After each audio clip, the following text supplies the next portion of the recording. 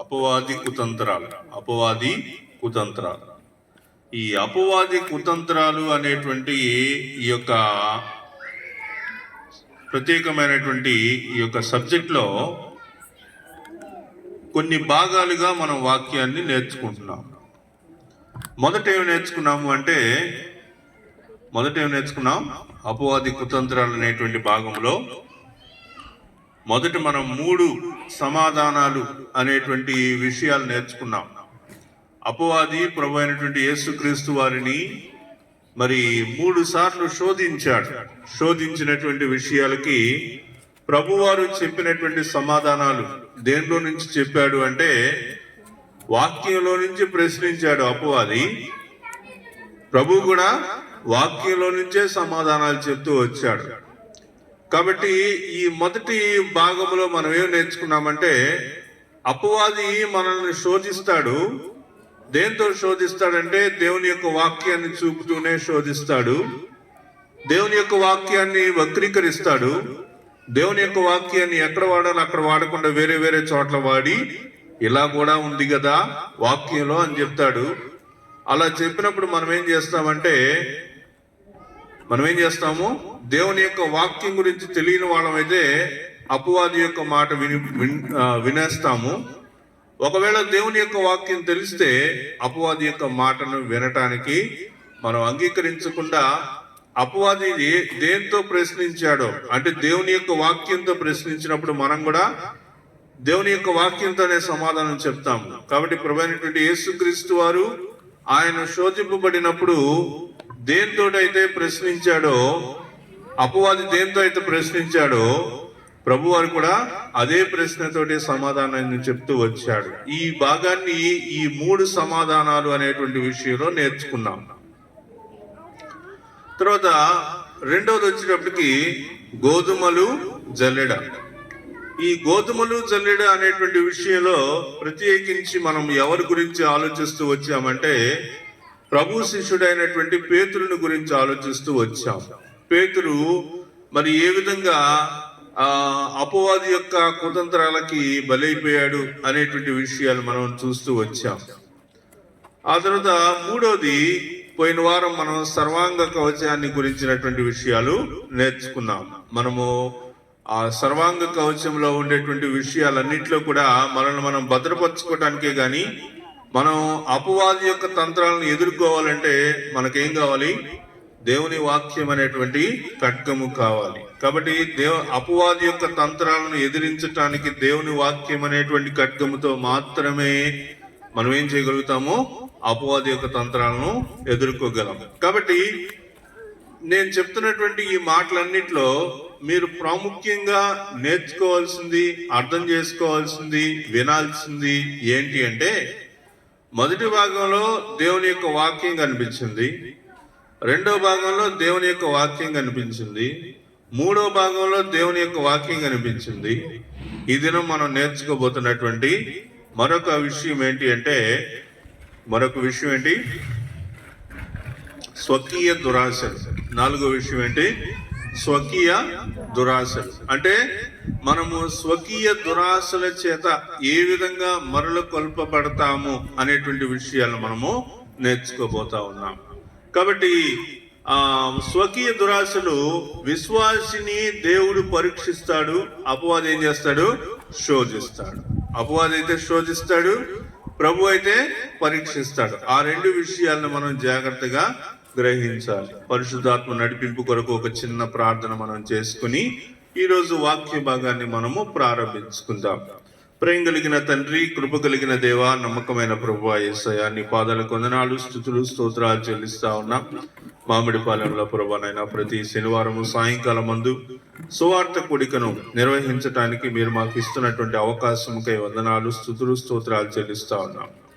గతించినటువంటి 3 వారాలుగా అపవాది యొక్క కుతంత్రాలు అనేటువంటి విషయాన్ని నేర్చుకుంటూ వచ్చాం. ఈ దినము కూడా అపవాది యొక్క కుతంత్రాలు అనేటువంటి విషయంలో మరి ఒక భాగాన్ని నేర్చుకోబోతా ఉన్నాం. ప్రభువా నాయనా, మామిడిపాలెంలో ఉన్నటువంటి మేమందరం కూడా ఒకవేళ చెప్పాలి అనుకుంటే తరతరాల నుంచి మా యొక్క తాతల ముత్తాతల దగ్గర నుంచి క్రైస్తవ విశ్వాసంలో ఉన్నటువంటి వారిగాను ఇప్పుడున్నటువంటి జనరేషన్ కూడా ఆ దారిలో నుంచి వచ్చినటువంటి వారిగాను ఉంటూ ఉన్నాం. అయినప్పటికీ ప్రతిదినము మమ్మల్ని మరి కనిపిస్తా ఉన్నాయి. వాటిని ఎలా మేము ఎదుర్కోగలుగుతాం అనేటువంటి విషయాలు నేర్చుకోవడానికి వీలవుతుంది కనుక ప్రారంభంలోనే అపవాది యొక్క కుతంత్రాల గురించినటువంటి విషయాలు నేర్చుకుంటా ఉన్నాం. ప్రభువా, ఎక్కడి నుంచి జరుగుతున్నాయంటే యాకోబు పత్రిక 1వ అధ్యాయంలో నుంచి జరుగుతూ ఉన్నాయి. ఆ విషయాన్ని మీరు గమనించి దేవుని యొక్క వాక్యాన్ని మీరు ఫాలో అవ్వాలని కోరుతూ ఉన్నాం.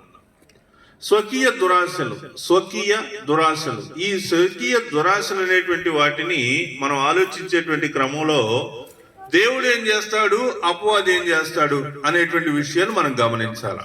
రైట్? దేవుడు ఏం చేస్తాడంటే పరీక్షిస్తాడు, అపవాది ఏం చేస్తాడు, శోధిస్తాడు. అపవాది శోధిస్తాడు, దేవుడు పరీక్షిస్తాడు. ఈ తేడా మనం గమనించాలి. ఈ తేడాని మనం గమనించాలి. అపవాది ఏం చేస్తాడు, అపవాది శోధిస్తాడు, దేవుడు ఏం చేస్తాడు, దేవుడు పరీక్షిస్తాడు. ఈ రెండు విషయాలను మనం అర్థం చేసుకున్నప్పుడే నేను చేసేటువంటి పని దేవుని చిత్తమా లేదా అపవాది యొక్క తంత్రమా అనే విషయాన్ని అర్థం చేసుకోవడానికి వీలవుతుంది అనమాట. పరచడానికి,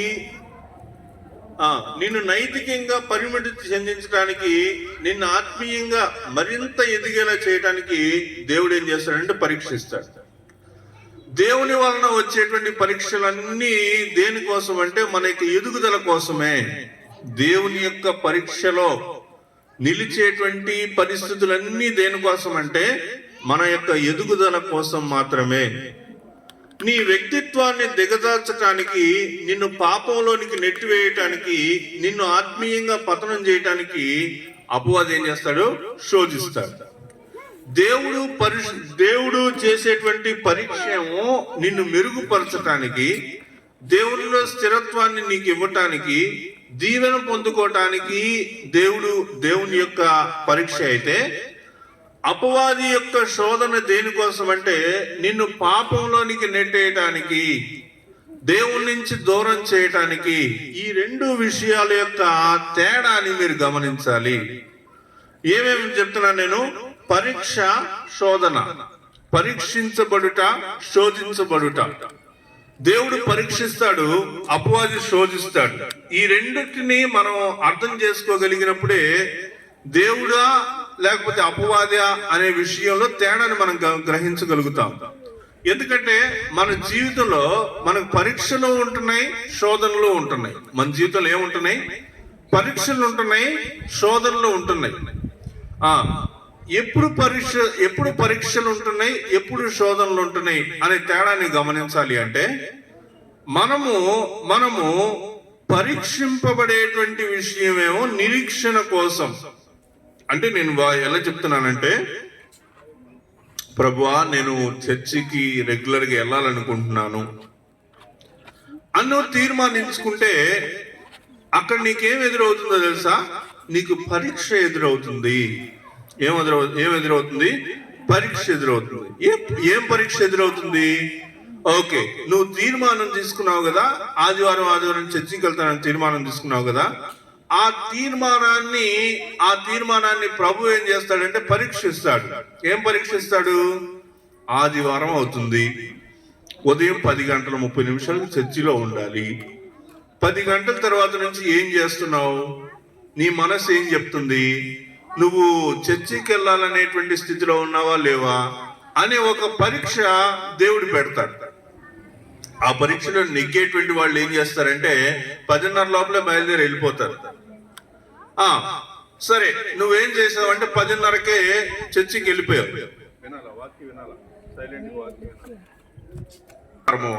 దేవుడు ఏం చేస్తాడు? తీర్మానాన్ని ఏం చేస్తాడంటే పరీక్షిస్తాడు. ఈ పరీక్షలో నువ్వు నెగ్గావు అనుకో, పరీక్షలో నువ్వు నెగ్గావు. ఈ నెగటివ్ అంటే ఏంటి? చర్చికి వెళ్తున్నావు, వస్తున్నావు, నీ పని అంటే దేవుడు కీడి విషయమై శోధింపబడనేరడు, ఆయన ఎవరిని శోధింపుడు కనుక ఎవడైనను శోధింపబడినప్పుడు నేను దేవుని చేత శోధింపబడుతున్నానని అనకూడదు. నేను చెప్పే విషయాల్లో మీకు క్లారిటీ రావాలా. ఏంటంటే, ఒకటి ఏం చెప్తున్నాను నేను? శోధన. రెండోది ఏం చెప్తున్నాను? రెండోది ఏంటిది? పరీక్షింపబడుట. ఇక్కడ మనం చూస్తున్నటువంటి దాంట్లో పరీక్ష కాదు మనకి ఇక్కడ కనిపిస్తుంది. మనకి ఇక్కడ ఏం కనిపిస్తుంది? శోధన అనే విషయం కనిపిస్తుంది. వాక్యాన్ని చాలా జాగ్రత్తగా గమనించాలి. నీకు శోధన అని కనిపించినప్పుడు నువ్వేం చెప్పాలంటే ఇది దేవుని నుండి వచ్చినది కాదు అనే విషయం నువ్వు స్థిరపరచుకోవాలి. ప్రతి వాడును తన స్వకీయమైన దురాశ చేత ఈడ్వబడి మరులు కొల్పబడిన వాడై శోధింపబడును. కాబట్టి శోధింపబడేటువంటి వాడు, మరి శోధన నాకు ఎలా వచ్చింది, నేను ఎలా శోధింపబడ్డాను అనే విషయాన్ని ఆలోచిస్తే అది దేని ద్వారా వస్తుంది శోధన? మనకి స్వకీయమైన దురాశ చేత. మనకున్నటువంటి కొన్ని స్వకీయమైనటువంటి దురాశలు ఉన్నాయి మనకి, దాన్ని బట్టి మనం శోధింపబడ్డాం. 40 రోజుల ఉపవాస దినాలు చాలా కఠినంగా ఉన్నాయి. మొన్న 40 రోజుల ఉపవాస దినాలు మా చర్చిలో కూడా మేము చేసినప్పుడు నేనైతే ఫుల్ టైం ఏమి లేను ఉపవాసం, కానీ మా చర్చిలో చాలా మంది ఫుల్ టైం ఉపవాసం ఉన్నారు. 40 రోజులు వాళ్ళు ఉదయం నుంచి సాయంత్రం వరకు ఏం తిన్నటువంటి స్థితిలో ఉన్నారు. ఇక్కడ నేను మీకేం చెప్తున్నానంటే శోధింపబడుట అనే విషయం దగ్గరికి వచ్చినప్పుడు ఆ శోధన అనేటువంటిది ఎవరి ద్వారా వస్తుంది అంటే అపవాది ద్వారా మాత్రమే శోధన అనేది వస్తుంది. ఈ శోధనలు నేను తట్టుకోలేకపోతున్నాను ప్రభువా అని మనం ప్రార్థన చేస్తే శోధన అనేటువంటిది ఎవరి ద్వారా వచ్చిందని నువ్వు చెప్పాలి. శోధన అనేటువంటిది అపవాది ద్వారా మాత్రమే వస్తుంది. అపవాది మనల్ని ఎలా శోధిస్తాడంటే మనకున్న స్వకీయమైనటువంటి దురాశల చేత ఈడ్వబడినటువంటి వారమై, ఈడ్వబడి మరులు కొల్పబడినటువంటి వారమై శోధింపబడును. కాబట్టి అపవాది మనల్ని ఏ విషయాలతోటి శోధిస్తాడు అంటే మనకున్నటువంటి స్వకీయమైనటువంటి దురాశల చేత మనం ఈడ్వబడతాము. ఏముంటాయి చెప్పండి అమ్మా? స్వకీయమైన దురాశలు ఏముంటాయి చెప్పండి? స్వకీయమైనటువంటి దురాశల్లో కొన్ని విషయాలు చెప్తాను. అవి నిజం అవ్వచ్చు, నిజం కాకపోవచ్చు, కానీ ఉదాహరణగా చెప్తాను. కొంతమందికి భోజన ప్రియులై ఉంటారు. కొంతమంది ఏమై ఉంటారు? భోజన ప్రియులు. అంటే కనిపించిందల్లా తినేయడం వాళ్ళకి ఇదనమాట, బాగా ఇష్టం. అలాంటి వాడు పెళ్లిళ్ళకి ముందుగానే వెళ్ళిపోతారు. పెళ్లిళ్ళకి, పేరెంటాలకి, ఇట్లాంటి వాటికి వెళ్ళిపోతారు. వెజిటేరియన్ లో కూర్చొని ఫుల్గా తింటారు, నాన్ వెజిటేరియన్ లో కూర్చొని తింటారు. ఇంకా కొంతమందికి అయితే కొన్ని విషయాలు కూడా వాళ్ళకి తెలుసు. బాగా తినేసరి కడుపు నిండిపోయింది, అయినా కానీ మళ్ళీ భోజనం పెడితే మళ్ళీ ఎలా తినాలి కదా. కాబట్టి ఇక్కడ దురాశ ఒకటి కనిపిస్తుంది. ఏంటి ఆ దురాశ? వాళ్ళు భోజన ప్రియులు అనేటువంటిది, ఫుడి అనేటువంటి విషయం బాగా కనిపిస్తుంది. ఇప్పుడు అపవాది ఎక్కడ శోధిస్తాడు? దేంట్లో శోధిస్తాడు చెప్పండి? ఏ విషయంలో శోధిస్తాడు? భోజనం అనేటువంటి విషయంలో శోధిస్తాడు. ఏ విషయంలో శోధిస్తాడు? భోజనం అనేటువంటి విషయంలో శోధిస్తాడు. తర్వాత చూడండి ఏం కనిపిస్తుంది? Home sweet home living together. Home sweet home living together. తర్వాత ఏం కనిపిస్తుంది? అదేం చెప్పండి? ఏంటిది ఇది? దాన్ని బ్రేకప్ అంటారు. దాన్ని ఏమంటారు చెప్పండి? బ్రేకప్ అంటారు. చెడు చేసేలా మనిషిని దేవుడు ప్రేరేపించడు. చెడు చేసేలా దేవుడు మనిషిని ప్రేరేపింపడు. అది ఆయన దైవత్వానికి విరుద్ధం. దేవుని యొక్క దైవత్వానికి విరుద్ధం. ఆయన మనుషుల్ని శోధనల నుండి విడిపించేవాడే కానీ శోధించేవాడు కాదు. దేవుడు ఎప్పుడూ శోధించడు. ఇది మనసులో మీరు స్ట్రాంగ్ గా గుర్తుపెట్టుకోవాలి. మనసులో మీరు స్థిరంగా గుర్తుపెట్టుకోవాల్సిన ఏంటి? దేవుడు శోధించడు. శోధన అనేటువంటిది నీకు దేవుని నుంచి రాదు. ఆ విషయాన్ని మీరు గట్టిగా గుర్తుపెట్టుకోండి. నీ వల్లే ఈ పాపం చేశాను ప్రభువా అని దేవుని మీద నింద మోపటం మానవ పతన స్వభావానికి లక్షణం. అందుకే కదా ఏదైనా తోటలో ఏం జరిగింది? ఆదామా ఈ పండు నువ్వు తిన్నావా అంటే అవునయ్యా నేను తిన్నానని చెప్తే ఫెయిర్ గా ఉండేది ఆన్సర్. కానీ అలా చెప్పలా. ఆదాం ఏం చెప్పాడు? నీవు నాకు ఇచ్చినటువంటి స్త్రీ ఉందే, ఆమె ఇస్తే తిన్నా. ఈ ఆన్సర్లో ఏం కనిపిస్తుందంటే, నువ్వు నాకు ఇచ్చావు. ఎవరిని ఇచ్చావు? ఆ స్త్రీని నువ్వు నాకు ఇచ్చావు, కాబట్టి ఆమె చెప్తే నేను ఈ పండు తిన్నా అని చెప్పాడు. అంటే ఇండైరెక్ట్ గా ఆదాం ఏం చెప్తున్నాడంటే, నువ్వు చెప్తేనే చేశాను, ఆ స్త్రీ నువ్వే కదా ఇచ్చింది, నీ ద్వారానే కదా ఆ స్త్రీ వచ్చింది, కాబట్టి ఆమె చెప్తే నేను తిన్నాను. అంటే ఇప్పుడు తప్పు నాది కాదు, తప్పెవరిది? నీదే అని నేను అక్కడ ఆదాం ఏం చేశాడు? దేవుని మీద నింద మోపిన వాడే అయ్యాడనమాట. నీ వల్లే ఈ పాపం చేశానని దేవుని మీద నింద మోపటం మానవ పతన స్వభావ లక్షణం. మనం చేసిన పాపాలకు దేవుని తప్పు పట్టడం అత్యంత దారుణమైనటువంటి నేరం. ఇక్కడ నేను మీకు ఒక తర్వాత చిన్నగా ఏమైందంటే, వాళ్ళిద్దరి మధ్యలో విభేదాలు వచ్చేసి వాళ్ళిద్దరూ విఫలమైపోయినటువంటి స్థితిలో ఇది అయిపోయారు.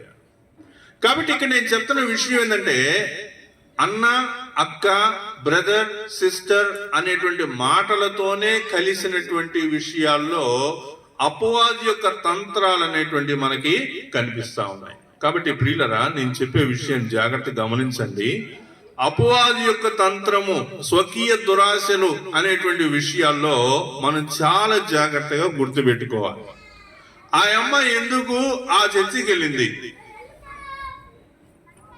ఫస్ట్ విషయం, ఆ అమ్మాయి హైదరాబాద్ వెళ్తే హైదరాబాద్ లో కొన్ని వేల చర్చిలు ఉంటే ఆ అమ్మాయి పోయి ఆ చర్చికి ఎందుకు వెళ్ళింది? ఆ చర్చికి ఎందుకు వెళ్ళిందంటే, అక్కడ పాస్టర్ ఉండడు కాబట్టి. పాస్టర్ లేకపోతే ఏంటి సమస్య? పాస్టర్ లేకపోతే వచ్చినటువంటి ఆనందం ఏంటి? వచ్చిన ఆనందం ఏంటంటే, ఆ పాస్టర్ నన్ను డైరెక్ట్ గా మాట్లాడలేడు కదా. అమ్మ చర్చికి రా, ప్రార్థనకి రా, ప్రార్థన చేసుకుంటున్నావా, వాక్యం చదువుకుంటున్నావా, ఎక్కడ ఉంటున్నావు, ఇవన్నీ అడగడు కదా. ప్లస్ ఆ పాస్టర్కి నేను ఎవరో తెలియాల్సిన అవసరం కూడా లేదు. కాబట్టి నేనేదో క్యాజువల్ గా చర్చికి వెళ్తాను, ఏదో 4 మాటలు వింటాను, చందా వేస్తాను, వస్తాను, అంతవరకు చాలు అనే ఒపీనియన్ లో ఆ అమ్మాయి ఉంది. కాబట్టి పాస్టర్ తోటి సంబంధం లేని చర్చిని ఎన్నుకుంది. పాస్టర్ తోటి సంబంధం లేని చర్చిని వాక్య ప్రకారంగా చెప్తే ఏం చెప్పాలంటే, అపవాది తంత్రాల గుడి. అదేంటి చెప్పండి? అపవాది తంత్రాల గుడి. నీ మనసులో నువ్వేమనుకున్నావు? నాకు పాస్టర్ తో సంబంధం లేని చర్చి కావాలనుకున్నావు, కాబట్టి అపవాది ఏం చేశాడు? నిన్ను అక్కడికి నడిపించాడు. అక్కడ ఉన్నటువంటి ఒక యువకుడితోటి నీకు సంబంధం ఏర్పరిచాడు. అతనితోటి ఉన్నటువంటి విషయాలన్నీ కూడా నీకు ఎలా కనిపించినాయి అంటే పవిత్రంగా కనిపించినాయి. ఆ అమ్మాయికి ఎలా కనిపించినాయి? పవిత్రంగా కనిపించినాయి. కాబట్టి అతనితో ఉండటం అనేటువంటిది కూడా పవిత్రమే అని అనుకుంది. కానీ అవన్నీ అపవాది తంత్రాలని ఆ అమ్మాయి గ్రహించలేకపోయింది. జీవితం నాశనం అయిపోయిన తర్వాత అప్పుడు రియలైజ్ అయింది. ఏం రియలైజ్ అయింది? అరే నేను తప్పు చేశాను. నేను హైదరాబాద్ వెళ్ళిన తర్వాత మా ఫ్రెండ్స్ అందరూ వేరే చర్చికి, శోధనకి, పరీక్షకి తేడా అనేటువంటిది మనము గ్రహించాలి. తర్వాత చూడండి, ప్రతి వాడును తన స్వకీయమైన దురాశ చేత ఈడ్వబడి మరులు కొల్పబడిన వాడై శోధింపబడును. ఒక వ్యక్తి ఎలా శోధింపబడతాడో ఆ విధానాన్ని చూద్దాం. ఒక వ్యక్తి ఎలా శోధింపబడతాడు అనే విషయాన్ని మనం చూద్దాం. శోధన మన హృదయం లోపల నుంచి కలుగుతుంది. శోధన అనేది ఎక్కడి నుంచి కలుగుతుంది? హృదయం లోపల నుంచి కలుగుతుంది. ఫ్రెండ్స్ అందరూ ఒక చోట, అవును సోడా తాగుతున్నాము, సోడా దాంట్లో కలుపుకుంటున్నాం, సోడా మామూలుగా కూడా తాగుతాం కదా. సరే, అక్కడికి వెళ్ళి వాళ్ళతో కలిసి వాళ్ళు నన్ను పిలుస్తున్నారు కదా, నేను అక్కడికి వెళ్ళి కనీసం వాళ్ళతోటి ఆ ఫ్రెండ్షిప్ పోగొట్టుకోకుండా ఉండటం కోసం నేను మందు తాగను. వాళ్ళతో కలిసి జస్ట్ ఏం చేస్తాను? సోడా తాగుతా.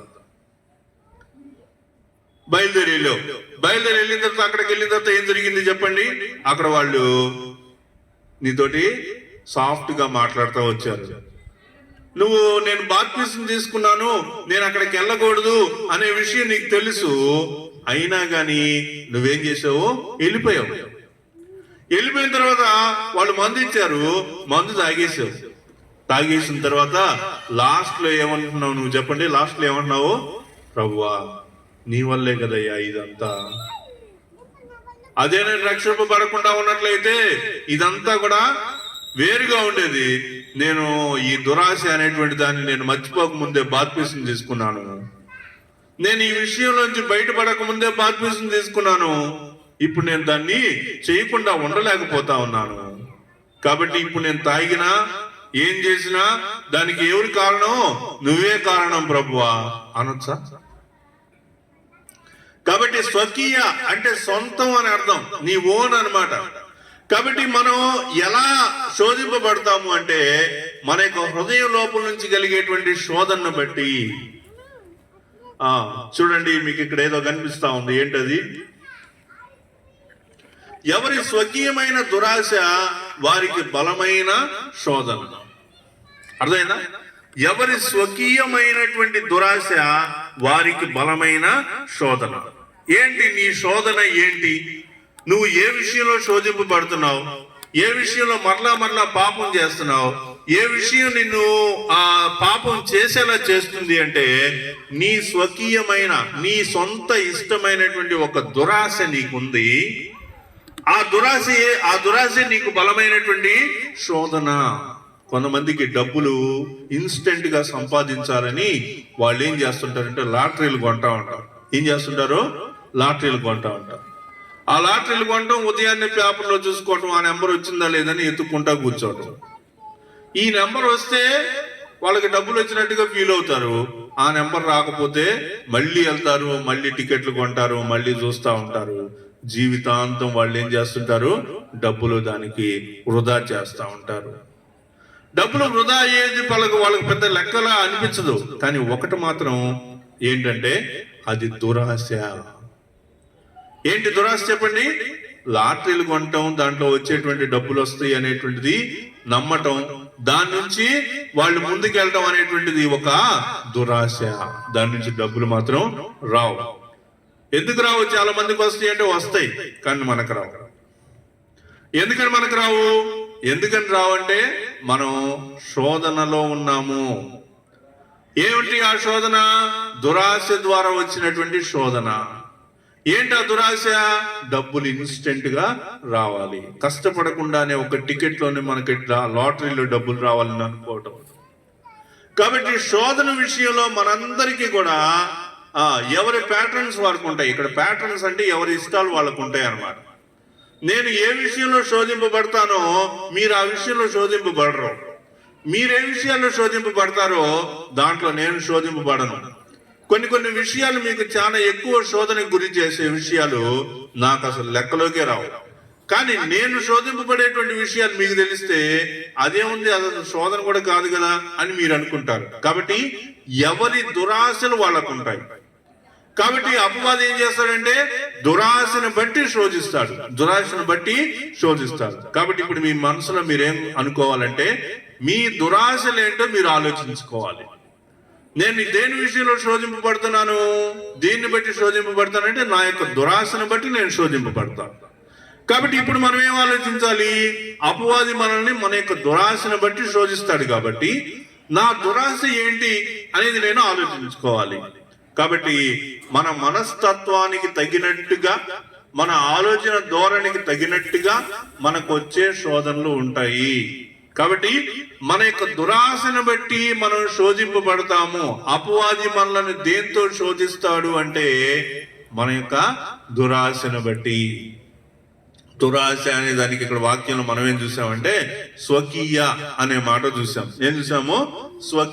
స్వకీయ దురాశలు. ఈ స్వకీయ అంటే ఎందుకని ఆ యొక్క దురాశ అనేటువంటిది ఏం చేస్తుందంటే ఆ శోధన ఏం చేస్తుంది? అది ఈడవబడటం అనేటువంటిది నిన్ను లాక్కుపోతుంది. ఏడవబడటం అంటేనే ఏంటిది? లాక్కుపోయేటువంటి స్థితి. అర్థమైందా? అంటే నేను లాక్కుపోను అని అనుకుంటున్నావు, కానీ ఉండట్టుండి నీకు తెలియకుండా నిన్ను ఎవరో లాగేసినట్టుగా నువ్వు వెళ్ళిపోయి పాపం చేసేటువంటి పరిస్థితిలోకి వెళ్ళిపోతున్నావు. నేను చేయకుండా ఉండలేని పాపం. దురాశ అనేటువంటిది స్వకీయ దురాశలు అనేటువంటి విషయానికి వచ్చినప్పుడు ఇక్కడ ఏంటి? నేను చెయ్యకుండా ఉండలేనటువంటి ఒక పాపం, స్వకీయమైనటువంటి కోరికలు అన్నమాట. ఈ దురాశ అనేటువంటి దాన్ని బయట పెట్టడానికి ఏం కలుగుతున్నాయి? మనసులో ఏం కలుగుతాయి చెప్పండి? కోరికలు కలుగుతూ ఉంటాయి. ఈ కోరికలకి దురాశ అనేటువంటిది బలాన్ని చేకూరిస్తే అపవాది ఏం చేస్తాడంటే ఈడవబడేటట్టు చేస్తాడు. ఆ విషయంలో అపవాది ఏం చేస్తాడు? ఈడవబడేటట్టుగా చేస్తాడు. కాబట్టి శోధన నన్ను లాక్కుపోతుంది. నేను చేయకుండా ఉండలేని పాపం, స్వకీయమైన కోరిక నన్ను ఈడ్చుకుపోతుంది. నేను దాన్ని నిరోధించలేను. చాలా మంది క్రైస్తవులు, చాలా మంది యేసుక్రీస్తుని సొంత రక్షకుడిగా అంగీకరించినటువంటి వారు, విశ్వాసులు చాలా మంది కూడా ఏం చేస్తున్నారంటే ఏదో ఒక పాపంలో ఇరుక్కుపోతున్నారు. దాని నుంచి వాళ్ళు బయటపడలేకపోతున్నారు. దాన్ని బట్టి వాళ్ళు చర్చికి సరిగ్గా వెళ్ళలేకపోవటం, ప్రార్థన చేసుకోలేకపోవటం, ఇంట్లో కుటుంబ ప్రార్థన లేకపోవటం, ఆ తర్వాత ఆరాధన చేయలేకపోవటం, ప్రభు బలలో పాల్గొనలేకపోవటం, ఇవన్నీ కూడా జరగటానికి కారణాలు ఏంటి అంటే స్వకీయమైనటువంటి దురాశలు. అదేం చేస్తుంది? నిన్ను ఈడ్చుకుపోయేటువంటి స్థితిలోనికి తీసుకెళ్తుంది. ఈ విషయాన్ని మనం గమనించాలి, నేర్చుకోవాలి. ఏం జరుగుతుంది నా జీవితంలో అనే విషయాన్ని నేర్చుకోకపోతే మనం ఆ దురాశల్లోనే ఉండిపోతాం. ఆ దురాశలు ఏం చేస్తాయి చెప్పండి? ఆ దురాశలు నన్ను పాపం చేసేటట్టుగా చేస్తాయి. తర్వాత చూడండి, నీ వ్యక్తిగత జీవితంలో ఏది నిన్ను ఈడ్చుకుపోతున్నదో నీకు తెలుసా? నీ వ్యక్తిగత జీవితంలో నిన్ను ఈడ్చుకుపోయేటువంటి విషయం ఏంటో తెలుసా? నీ స్వకీయమైన దురాశ. ఎందుకంటే మనం పాపం ఎక్కడ చేస్తున్నామంటే ఈ విషయాల దగ్గరే మనం పాపం చేస్తున్నాం. మనం ఏ విషయంలో అపవాది నన్ను శోధిస్తున్నాడు అంటే ఏ విషయంలో శోధిస్తాడు? ఏ విషయంలో అంటే నా యొక్క దురాశ ఏంటో, నా యొక్క ఇష్టం ఏంటో, నా యొక్క కోరిక ఏంటో దాన్ని బట్టి అపవాది నన్ను శోధిస్తాడు. కాబట్టి ఏ విషయంలో ఒక ఏడవబడేటువంటిది నీ మీద బలంగా ఉందో అదే నీ వీక్ పాయింట్ అన్నమాట. అర్థమైందా? అపవాదికి ఏం కావాలంటే నీ వీక్ పాయింట్ కావాలి. నీ యొక్క వీక్నెస్ ఏంటి, నిన్ను ఎక్కడ కొడితే నువ్వు వీక్ అయిపోతావు అనేటువంటిది అపవాదికి కావాలి. ఆ విషయంలోనే నువ్వు జాగ్రత్త పడాలి. నీ వీక్ పాయింట్ ఏంటో అది బయటపడకుండా ఉండటం కోసం నువ్వు జాగ్రత్త పడాలి, అప్రమత్తంగా ఉండాలి. దీన్ని ఆ అధ్యాయంలో యాకోబు పత్రికలో ఏం రాశాడంటే ఒక స్త్రీ గర్భవతి బిడ్డను కనే పోలికని చెప్తున్నాడు అనమాట. దురాశ గర్భవతి పాపాన్ని కంటుంది కదా. దురాశ గర్భము ధరించి పాపమును కనగా పాపము పరిపక్వమై మరణమును కంటుంది. కాబట్టి దురాశ వలన మనం పాపం చేసేదానికి బలవుతూ ఉన్నాం. నేను పాపం చేశాను అని ఎప్పుడు అంటామో తెలుసా? ప్రభువా నేను పాపం చేయకుండా ఉంటాను అని అన్నాడు. ఎవరు? పేతురు. ప్రభువా నీవు మరణానికి వెళ్తే మరణంలో కూడా నేను నీతోనే ఉంటానంటే ఈ రాత్రి కోయేడుకు మునుపు నువ్వు 3 సార్లు నన్ను ఎరగనని అబద్ధం చెప్తావు అంటే ప్రభు అలా కాదయ్యా అని ఒట్టు పెట్టుకుంటా వచ్చాడు. కానీ చివరికి ఏమైందంటే 3 సార్లు నేను ప్రభువు ఎవరో నాకు తెలియదు, ఆయన ఎవరో నాకు తెలియదు అని 3 సార్లు చెప్పాడు. ఎందుకని ఇలా చెప్పాడు అంటే పేతుడి యొక్క స్వకీయ దురాశల వలన. భయం అనేటువంటి ఒక దురాశ పేతురులో ఉంది, భయం అనేటువంటిది ఉంది. ఆ భయం వలనే ఇవన్నీ చేశాడనమాట.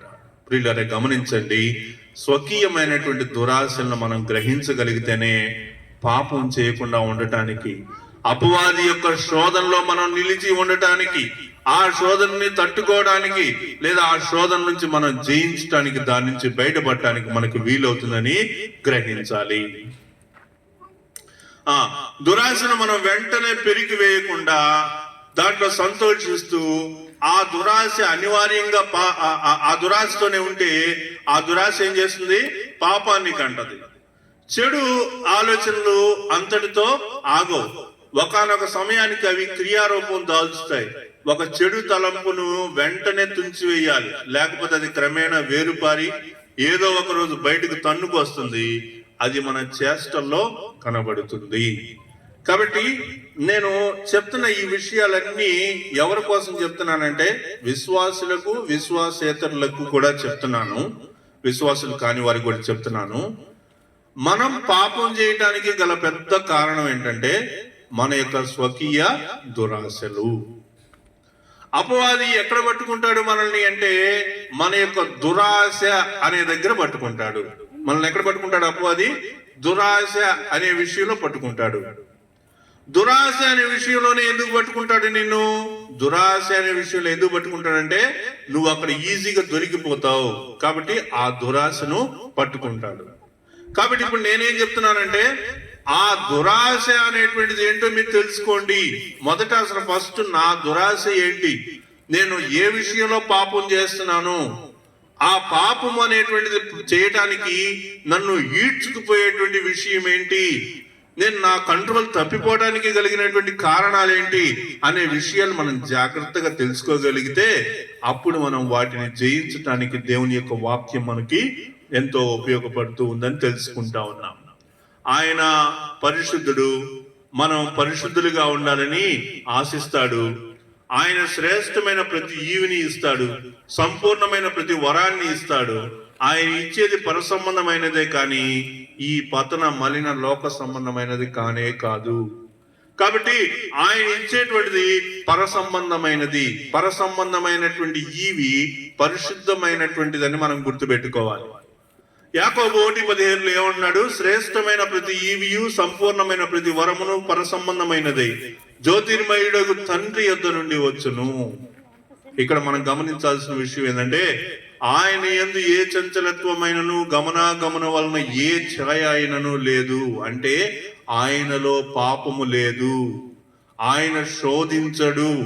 శోధించటం అనేటువంటిది ఆయనకు విరుద్ధమైనటువంటి విషయం. కాబట్టి ఆయన చేసేటువంటిది వేరు, ఆయన శోధించడు. దేవుడు మనల్ని శోధించడు. ఆయన ఏం చేస్తాడు? మనల్ని పరీక్షిస్తాడు. పరీక్ష శోధన రెండు వేరు. పరీక్షలో మనకేముంటది అంటే విజయం ఉంటుంది, శోధనలో మనకేముంటది? నాశనం ఉంటుంది. ఆ విషయాన్ని మనము గుర్తు పెట్టుకోవాలి. తర్వాత చూడండి, అంత మంచి దేవుణ్ణి దుఃఖ పెడుతూ ఆయా సమయాల్లో మనం దురాశలకు మనం లొంగిపోవడం ఎంత బాధాకరమైనటువంటి సంగతి చెప్పండి. అంతేకాదు ఆ మంచి దేవుడు మన సత్యవాక్యాన్ని ఇచ్చాడు. మనకేమిచ్చాడు? సత్యవాక్యాన్ని ఇచ్చాడు. ఆ సత్యవాక్యం ద్వారా మనకి కొత్త జన్మనిచ్చాడు. తన రక్షణ సువార్త ద్వారా మనల్ని తిరిగి జన్మింపజేశాడు. ప్రభు వారు మనల్ని తిరిగి జన్మింపజేసినటువంటి అనుభవం మన జీవితంలో ఉన్నప్పుడు మనం ఇంకా దేవుణ్ణి దుఃఖ పెడుతూ ఆయా సమయాల్లో దురాశలకు మనం లొంగిపోవటం ఎంత బాధాకరమో ఆలోచించండి. ఒక విశ్వాసిగా నేను దురాశకు లొంగిపోతే అది దేవుని నామాన్ని అవమానించిన వాడిని అవుతాను. చివరికి వస్తా ఉన్నాను. శోధింపబడుతూ నలిగిపోతున్నటువంటి వారికి ఈ వచనం అన్నమాట, 21వ వచనం. ఏంటిది? 21వ వచనంలో ఉన్నటువంటి మాట మనం చూస్తా ఉన్నాం. ఏంటిది? శోధింపబడుతూ నలిగిపోతున్నటువంటి వారికి 21వ వచనంలో పరిష్కారం దొరుకుతుంది అన్నమాట. యాకోబు పత్రిక 1వ అధ్యాయం 21వ వచనంలో మనం చూసినప్పుడు ఆ విషయాలు మనకి కనిపిస్తాయి. ఎందుకంటే మనందరం శోధింపబడుతూ ఉన్నాం, శోధనతోటి మనం నలిగిపోతా ఉన్నాం. తప్పు చేసిన తర్వాత, పాపం చేసిన తర్వాత అయ్యో పాపం చేశానే అని మనం అనుకుంటున్నాము.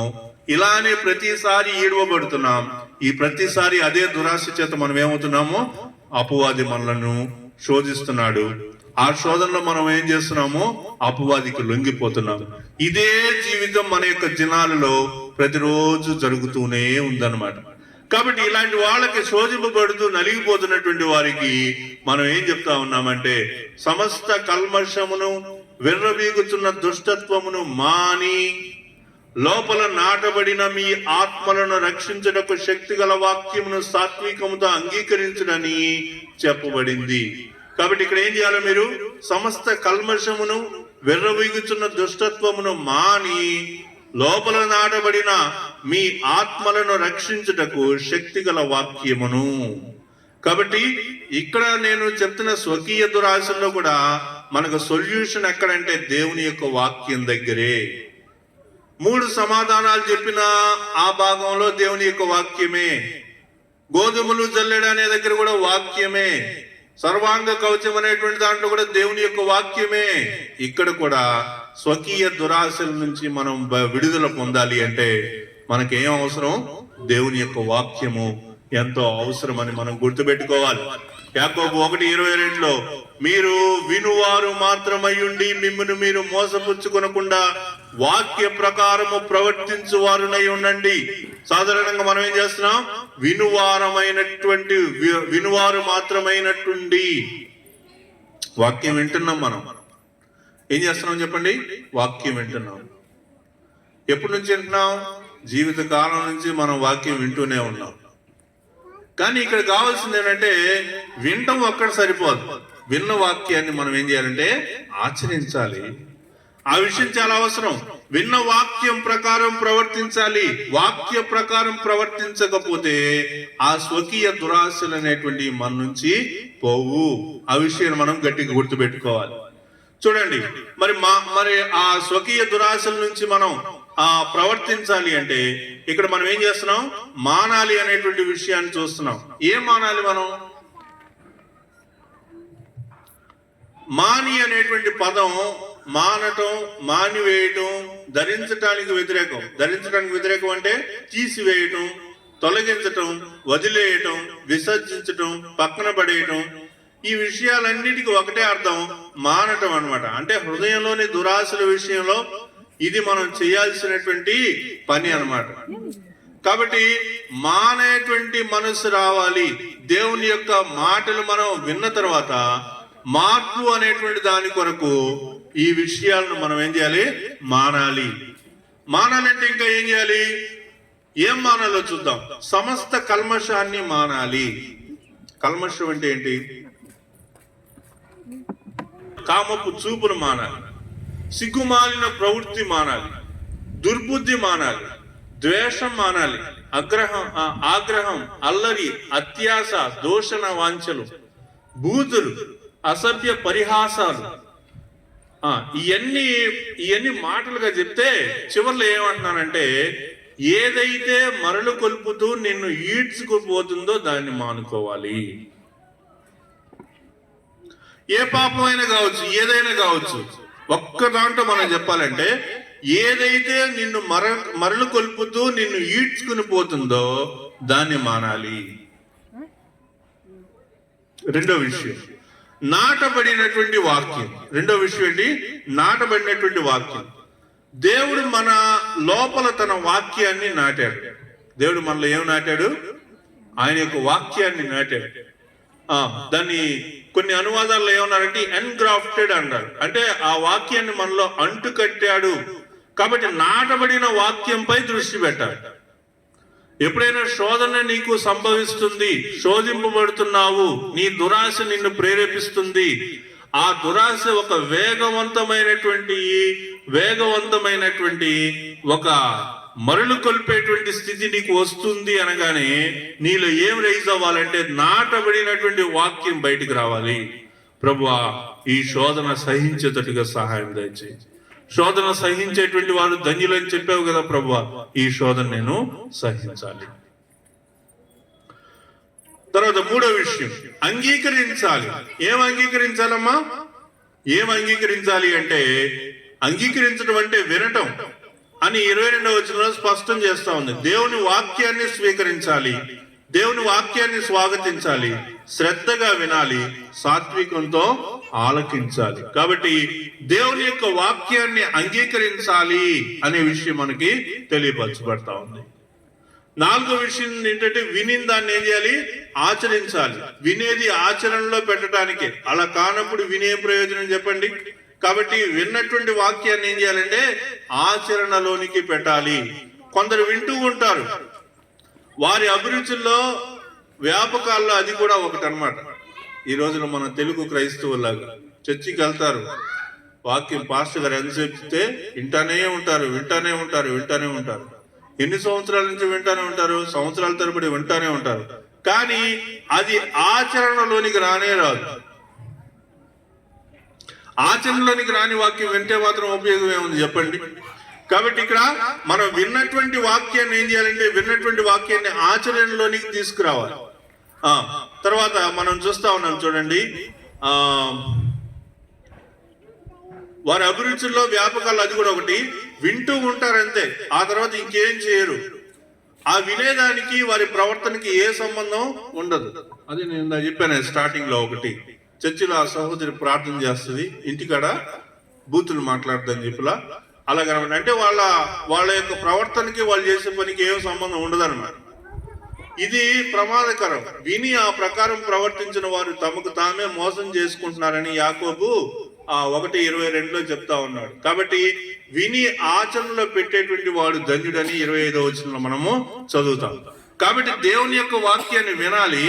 విన్న వాక్యాన్ని ఉట్టిని అలానే మర్చిపోకూడదు, కానీ ఆ వాక్యాన్ని ఏం చేయాలి? ఆచరించాలి. దావీదు ఏమంటున్నాడు? యవనస్తులు దేని చేత తమ నడత శుద్ధిపరుచుకొందురు?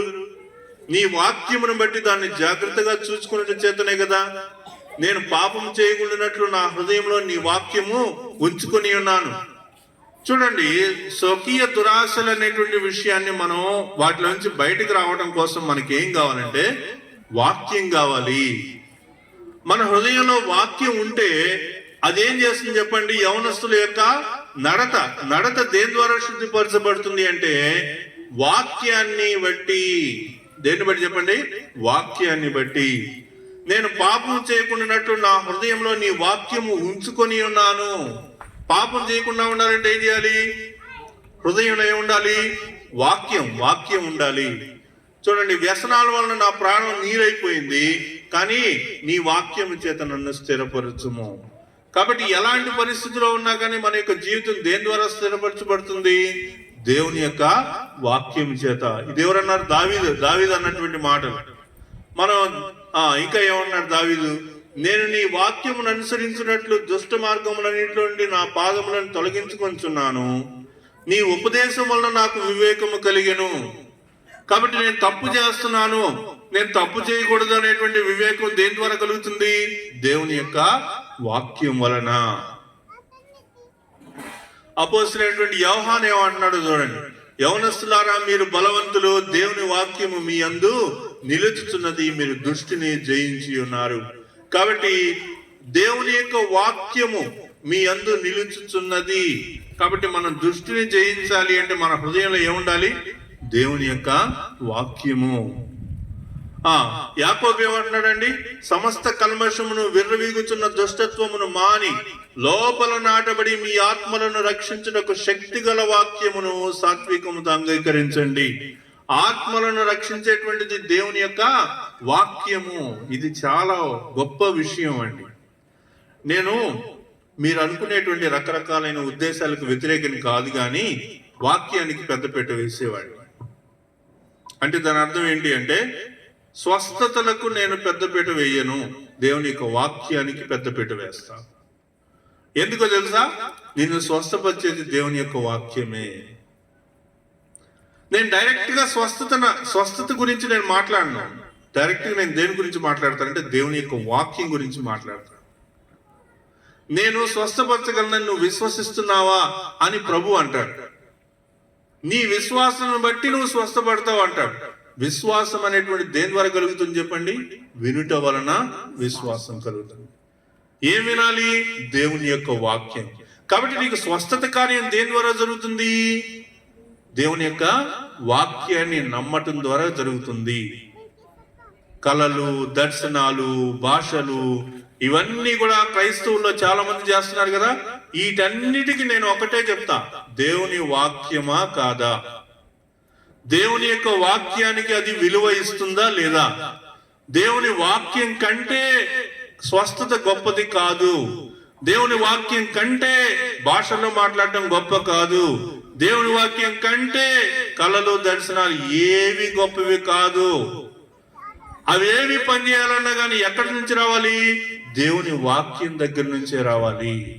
స్వకీయ దురాశల్లో నుంచి మనం బయటపడాలి అంటే మన హృదయం దేవుని యొక్క వాక్యం చేత నింపబడాలనేటువంటి విషయాన్ని మనం ఇక్కడ నేర్చుకుంటా ఉన్నాం. కాబట్టి చివరిగా చెప్పండి, స్వకీయ దురాశల వలన కలిగే శోధనని ఎలా ఎదుర్కోవాలి? స్వకీయ దురాశల వలన కలిగే శోధనని ఎలా ఎదుర్కోవాలి చెప్పండి? దేని ద్వారా ఎదుర్కోవాలి? వాక్యం ద్వారా మాత్రమే మనం ఎదుర్కోగలుగుతామని మనం తెలుసుకుంటా ఉన్నాం. ఇక్కడ చూడండి, ఏదో జరుగుతుంది. ఏం జరుగుతుందమ్మా? ఏంటిది? పునుగులా? ఈ అయితే చేతులు, ఇదేంటో సమస్త మలినాల్ని విసర్జించి మనసుల్ని దేవుని వాక్యంతో నింపుకోవడం ద్వారా, సాత్వికంతో వాక్యాన్ని వింటూ నేర్చుకుంటూ విధేయతగా ఆచరించడం ద్వారా మనం నేర్చుకోగలుగుతాం. స్పాంజీ, ఓకే, ఒక స్పాంజీ నీళ్ళలో ముంచి పిండితే ఏమొస్తుంది చెప్పండి? నీళ్ళే వస్తుంది కదా. అదే స్పాంజిని పాలల్లో ముంచి పిండితే ఏమొస్తుంది? పాలు వస్తాయి. అదే స్పాంజిని మురుగు నీళ్ళలో పెట్టి పిండితే ఏమొస్తాయి చెప్పండి? పాలు వస్తాయా, నీళ్ళు వస్తాయా? మురుగు నీళ్ళే వస్తాయి. కాబట్టి మన హృదయం దేంతో నిండి ఉంటుందో అవే బయటకు వస్తాయి. కాబట్టి మన సమస్త మలినాల్ని విసర్జించి మనసుని దేవుని వాక్యంతో నింపుకోవాలి. మనసులో దేవుని యొక్క వాక్యం లేకుండా వేరేది ఏదన్నా ఉంటే అప్పుడు నువ్వు పిండేటప్పుడు ఏమొస్తుందంటే అదే బయటకు వస్తుంది. ఇక్కడ మనం చూస్తా ఉన్నాం చూడండి.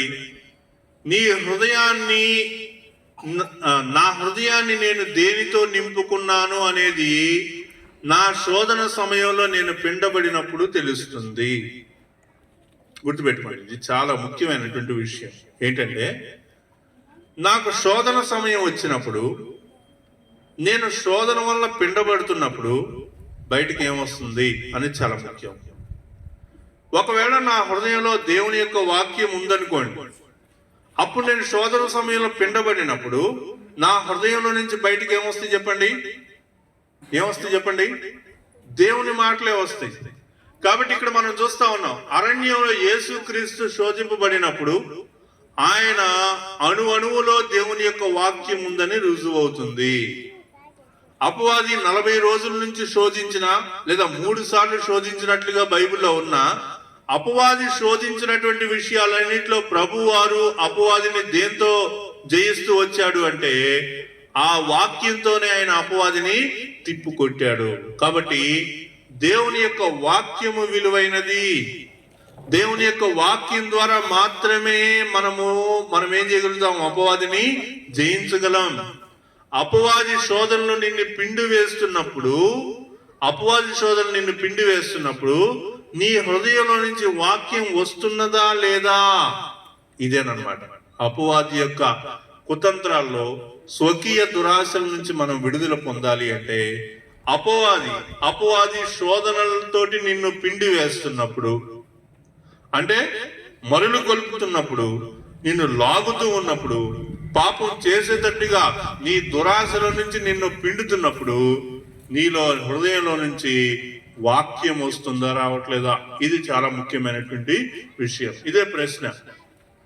కాబట్టి మరి ఈరోజు మనం నేర్చుకున్నటువంటి విషయాల్లో ప్రాముఖ్యంగా మనం గమనించాల్సింది ఏంటంటే, స్వకీయ దురాశలు అనేటువంటి దేని ద్వారా మనకు వస్తాయి? దేని ద్వారా వస్తాయి అంటే మన యొక్క దురాశల వలన. మన యొక్క దురాశలు ఏవైతే ఉన్నాయో ఆ దురాశను బట్టి అపవాది ఏం చేస్తాడు? మనల్ని శోధిస్తాడు. అపవాది మనల్ని శోధించినప్పుడు మన హృదయం దేనితోటి నింపబడి ఉంటుందో, మన కకావికలు చేస్తున్నప్పుడు మన హృదయంలో నుంచి ఏమొస్తుంది అనేది చాలా. దయ్యాల కాళ్ళు బాగా వస్తాయి. దయ్యాలంటే భయపడుతున్నారంట కొంతమంది. దయ్యాలంటే ఎందుకు భయపడుతున్నారో తెలుసా? ఒక దురాశ ఉంది. ఆ దురాశ వలన అపవాది ఏం చేస్తున్నాడు? శోధిస్తున్నాడు, మిమ్మల్ని ఈడుస్తున్నాడు.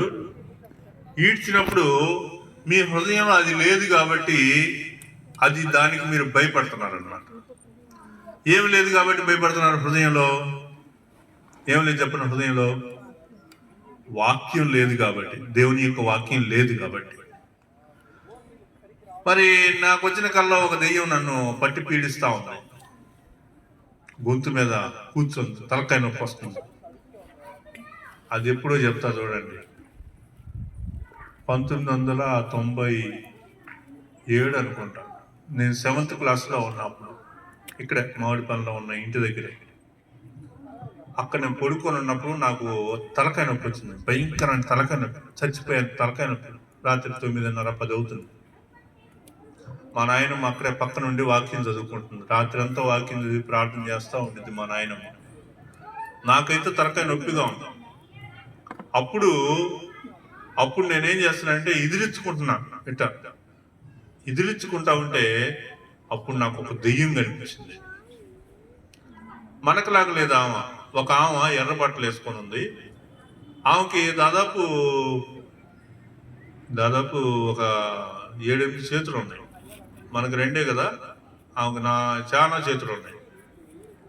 పెద్ద నాలిక ఉంది. నాలిక ఎంత తెలుసుకొని, నాలిక మీద తేలు లేదులే, కానీ నాలిక అయితే మాత్రం పెద్ద నాలిక ఉంది.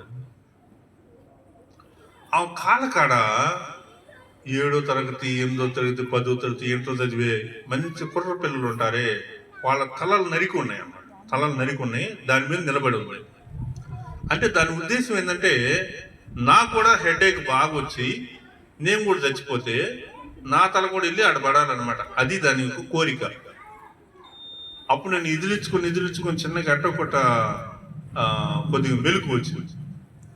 మెలకు రాగానే మా నాయనమ్మ అడిగింది, ఏందిరా తలంతా తిప్పుతున్నావు, ఏమైందంటే, నాయనమ్మ నాకేదో కళ్ళ ఇటు వచ్చింది, తలకాయ నొప్పిగా ఉంది, చచ్చిపోయేంత భయం వేస్తుందంటే, అరే యేసు రక్తమే జయమని చెప్పు.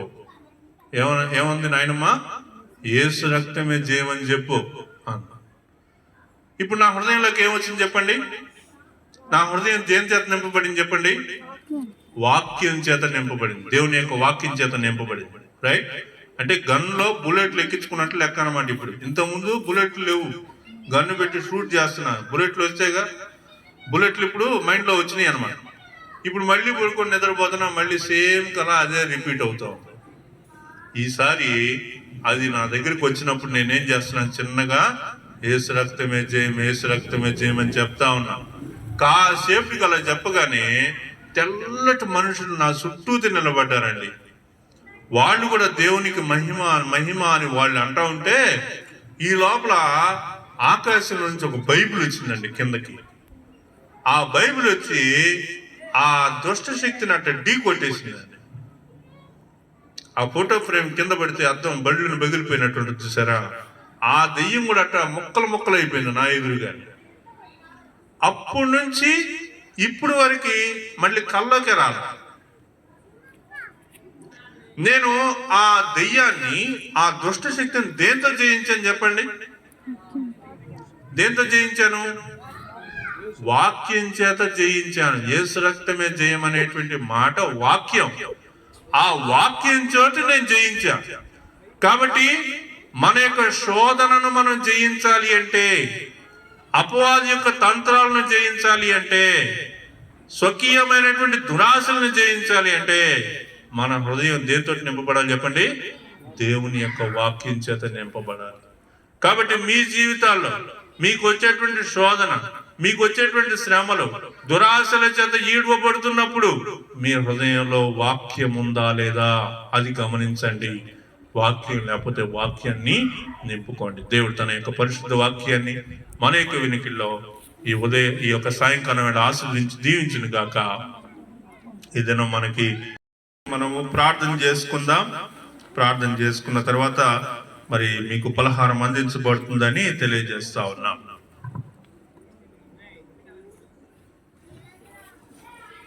కాకపోవచ్చు, ఏదో ఒక దురాశ మనిషిలో గ్యారెంటీగా ఉంటుంది. అపవాది ఆ దురాశతోనే బయటపడాలి. అపవాది యొక్క తంత్రాల నుంచి మనం బయటికి రావాలి అంటే మనకి దేవుని వాక్యం ఎంతో అవసరం. నా హృదయంలో దేవుని వాక్యం లేనంత వరకు అపవాది యొక్క తంత్రాన్ని నేను జయించలేను. ఎప్పుడైతే నా హృదయం దేవుని యొక్క వాక్యం చేత నింపబడుతుందో, నేను శోధింపబడినప్పుడు ఆ వాక్యమును నేను చెప్పడం ద్వారా, వాక్యముతోటి అపవాదికి నేను సమాధానం చెప్పినప్పుడు అపవాది నన్ను ఎప్పుడు ఇంకా శోధించలేడు. ప్రభువారు శోధింపబడినప్పుడు ప్రభువారు కూడా అపవాదితోటి వాక్యం ద్వారానే సమాధానం చెప్పినట్లుగా మనందరం కూడా మన యొక్క స్వకీయమైనటువంటి దురాశల నుంచి వీడువబడి కృప కలిగిన దేవా, నమ్మకమైన ప్రభువా యేసయ్యా, నీ పాదాల కొందనాలు, స్తుతులు, స్తోత్రాలు చెల్లిస్తా ఉన్నాం. ఈ భూలోకంలో మనుషులమైనటువంటి మేమందరము కూడా ఏదో ఒక స్వకీయ దురాశ చేత ఈడ్వబడుతూ ఉన్నాం, శోధనకు గురవుతూ ఉన్నాం. అయ్యా ప్రభువా, ఈ యొక్క అపవాది యొక్క తంత్రాలలో నుంచి ఈ శోధనటువంటిదిగా ఉంటూ ఉందని తెలుసుకుంటా ఉన్నాం. మా హృదయం దేని చేత నింపబడుతూ ఉందో, అపవాది మమ్మలను పిండినప్పుడు, అపవాది యొక్క ఆలోచనలు మమ్మల్ని పిండినప్పుడు మా మనసులో ఉండేదే పిండబడుతుంది గనుక, మా మనసులో ఉంది వాక్యమే అయితే అపవాది యొక్క శోధనలో వాక్యమే పిండబడుతుంది. వాక్యం పిండబడినప్పుడు అపవాది యొక్క తంత్రాలు పని చేయలేవు. ప్రభువా, ఈ దినం, ఈ సాయంకాలము నీ సన్నిధికి వచ్చి వాక్యం విన్నటువంటి వారందరినీ మీరు ఆశీర్వదించి దీవించండి. స్వకీయమైనటువంటి దురాశల నుంచి ప్రభువా మరలు కొల్పబడి ప్రభువా నాయన యేసయ్యా, అపవాదికి తావిచ్చేటువంటి వారిగా కాకుండా అపవాది యొక్క ఆలోచనలన్నిటికీ వాక్యముతోటి చెక్ పెట్టేటువంటి వారిగా సహాయం దయచేయమని కోరుతూ ఉన్నాం. సమస్త మహిమాగంతా ప్రభావం మీకే ఆరోపిస్తా ఉన్నాం. ఈ దినము ప్రభా ఆయన ఈ యొక్క మీటింగ్ ని ప్రేమించి రామకృష్ణ తీసుకొచ్చిన పలహారంను ప్రభా మీరు మిక్కిలిగా ఆస్వాదించి దీవించండి. వారి యొక్క కుటుంబంను ప్రభా మీరే ప్రభా నాయన ప్రభా దీవించి మనం కోరుతూ ఉన్నాం. నాయన యేసయ్య ప్రభా, ఎలక్షన్ డ్యూటీస్ కి వెళ్ళేటువంటి వారందరినీ ప్రభా నాయన, జీవన్ శ్రావంతి సిస్టర్ ని ప్రభా, ఇంకా శైలకుమార్ అక్కని, రజన అక్కని, ఇంకా మా చర్చి నుంచి రత్నకుమార్ గారిని, ఇంకా ఎవరెవరైతే వెళ్తూ ఉన్నారో లేదా ఈ ప్రాంతం నుంచి ఎవరెవరైతే నాయన యేసయ్య ప్రభా ఎలక్షన్ డ్యూటీస్కి వెళ్తున్నారు వాళ్ళందరినీ దీవించి ఆశీర్వదించండి. మంచి ప్రభుత్వాన్ని మీరు మాకు దయచేయండి ప్రభా నాయన. మంచి పరిపాలన అందించేటువంటి నాయకుడిని మీరు మాకు దయచేయండి ప్రభా నాయన. యేసయ్య కంటే పైకి వస్తే చట్ట సవరణలు అన్ని చేస్తారు. క్రైస్తవులకి ఎంతో కష్టమైనటువంటి పరిస్థితులు వస్తాయి కాబట్టి అలా రాకుండానట్లుగా సహాయం దయచేయండి. ఒకవేళ మీరు సెంట్రల్ గవర్నమెంట్ లో ప్రభుత్వాన్ని మారిస్తే జరిగిన అవినీతిని అంతటిని ఎండగట్టడానికి వీలవుతా ఉంది. ఏది ఏమైనా మీ చిత్తం ఏమై ఉన్నదో దాన్ని బట్టి మీరు చేయమని కోరుతూ ఉన్నాం. సమస్త మహిమాగంధ ప్రభావం మీకే ఆరోపిస్తూ యేసు నామం పేరిట ప్రార్థిస్తున్నాను తండ్రి.